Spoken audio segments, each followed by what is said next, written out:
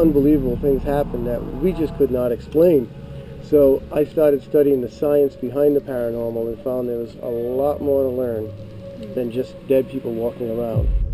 They say the forest breathes in Dudleytown, and if you stay too long, it breathes through you.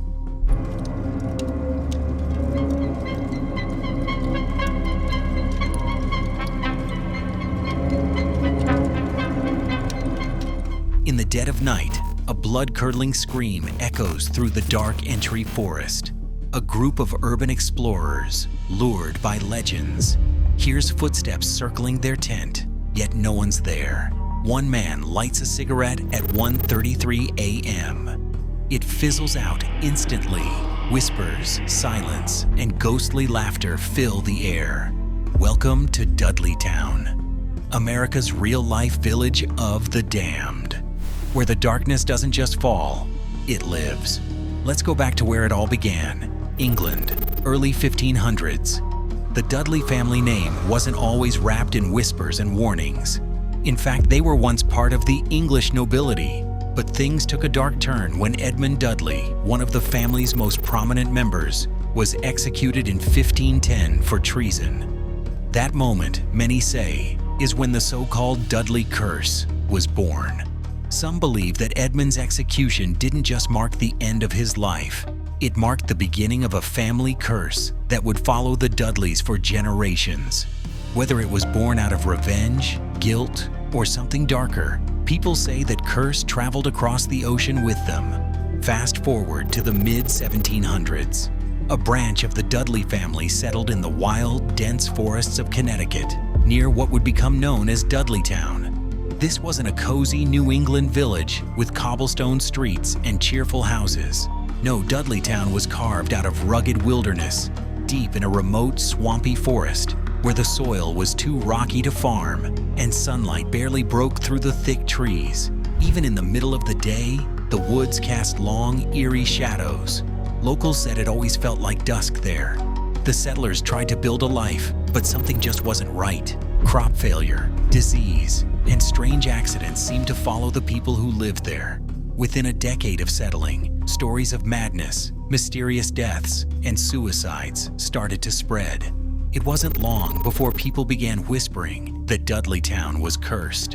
And because of the family name tied to the land, many believed the Dudley curse had taken root in this strange little settlement. To outsiders, these stories might have sounded like superstition, but to those who lived nearby or dared to venture in, the darkness felt real. Some said it wasn't just bad luck, it was something else entirely. A presence, a weight, something watching, and that was just the beginning. This small village, built in the middle of nowhere, would go on to earn a terrifying nickname, America's Village of the Damned. Once Dudleytown was settled, it didn't take long for terrifying stories to surface. And these weren't just tales passed down by word of mouth. They were based on real people, strange deaths, and unexplained events that made the place feel more like a nightmare than a community. Let's start with Nathaniel Carter. Around 1764, Carter decided to move away from Dudleytown with his family. Maybe he sensed something wasn't right. He left for what he hoped would be a safer life, but tragedy followed. His entire family was killed during a Native American raid. Strangely, when Nathaniel returned to Dudleytown sometime later, he was murdered too. Some believe the curse chased him down. Then there was Gershon Hollister.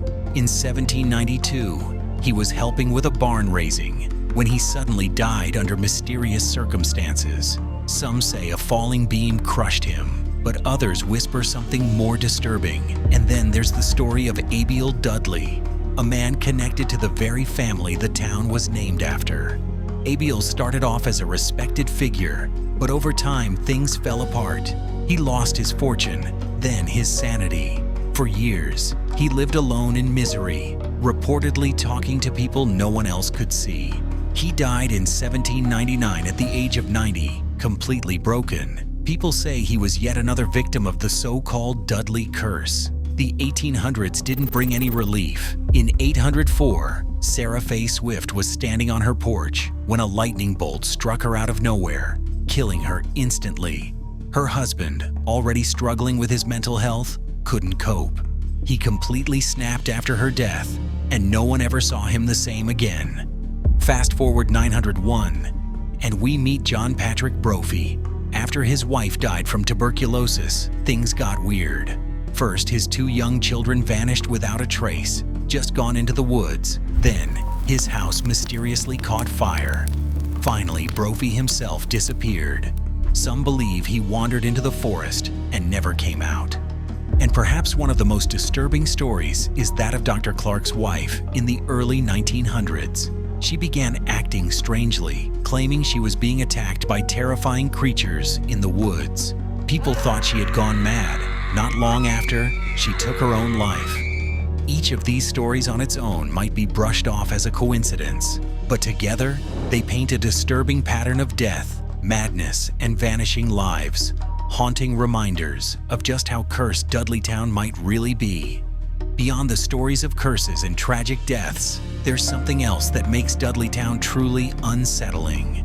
The strange and unexplained things that people continue to witness there. The kind of things that leave even skeptics shaken. One of the eeriest reports is about something people call the devil's breath.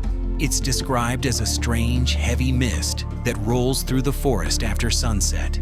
But it's not just fog. It feels thick, almost toxic, and it seems to carry something unnatural.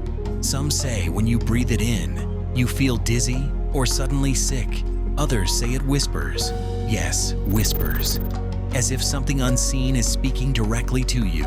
Paranormal investigators have even captured videos and audio of strange noises. Footsteps, whispering, even faint laughter coming from the fog. Then there are the demonic entities. These are not your average ghost stories. People who've camped near Dudleytown talk about seeing strange, sickly creatures lurking just beyond the trees. Some claim they saw figures with glowing eyes or distorted shapes silently watching them. Stories go back generations. Loggers, travelers, even townsfolk once claimed they were stalked by shadowy figures in the woods. No one could ever explain what they were, but maybe the most terrifying thing people mention isn't what they see or hear, it's what they don't.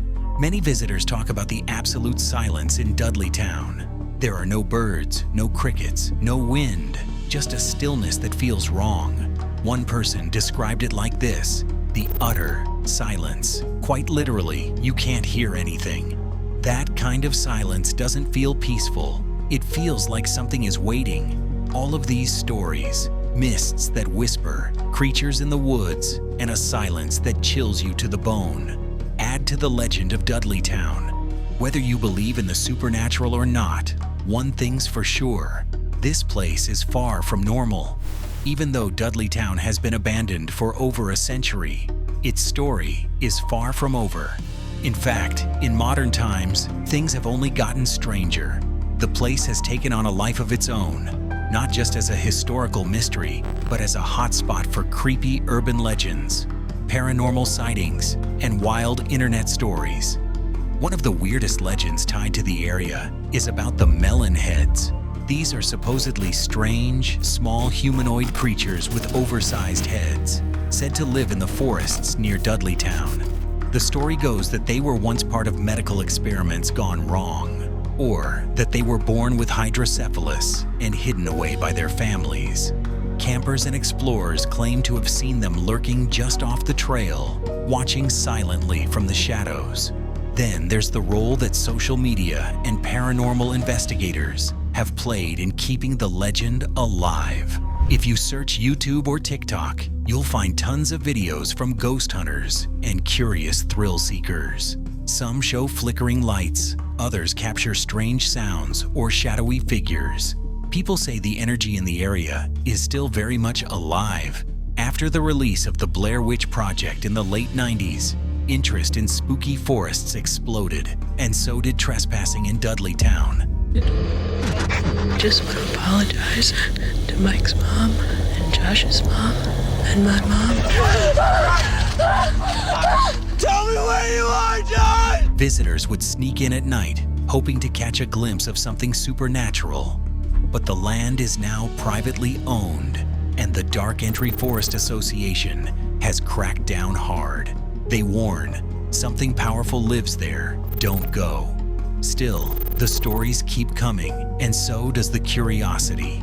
Now, while Dudleytown has become famous for its spooky stories and dark legends, not everyone buys into the idea that it's cursed. In fact, many historians and researchers believe that the truth is far less supernatural and much more practical. Some genealogists have pointed out that there's no clear connection between the Dudleys of Dudleytown and Edmund Dudley, the English noble who was executed in 1510. It seems the story may have been stretched a bit to make things sound more dramatic. Some believe it wasn't curses or demons. It was just a really bad place to live. The soil was rocky and hard to farm. One interesting theory even suggests that lead poisoning from contaminated water or cookware could have played a role. It's known to cause confusion, hallucinations, and even madness, symptoms that show up in many of the strange stories from the area.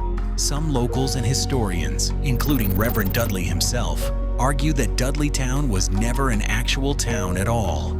According to records, it was just a small part of Cornwall, Connecticut, informally called Dark Entry because of the thick, shadowy forest around it. Dudleytown isn't just haunted by stories, it's haunted by something deeper, something that never left. As mist creeps through broken cellar holes and silence presses in, you begin to wonder, is the curse real or is it you? So what creeped you out the most? The whispered legends, the vanishing families, or the eerie silence that still haunts the forest? Drop your thoughts in the comments below. And if you love stories that blur the line between myth and madness, don't forget to like and subscribe to the Suspense Room.